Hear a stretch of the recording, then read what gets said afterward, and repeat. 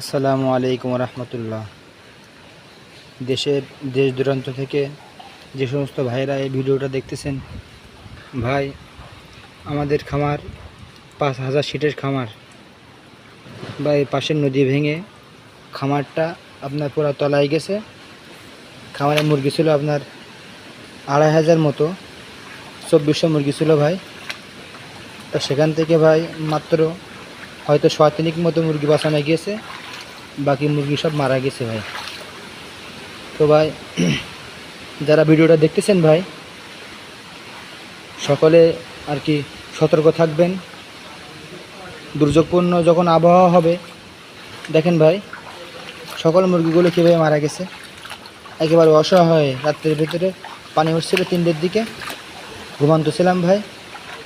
তো ভাই যারা আর কি খামার করেন, বিশেষ করে বিভিন্ন খামারি, গরুর খামার, হাঁস মুরগির খামার, সকলে ভাই একটু খেয়াল রাখবেন। যখন দুর্যোগপূর্ণ আবহাওয়া আসে তখন আমরা সকলে আর কি খেয়াল রাখবেন।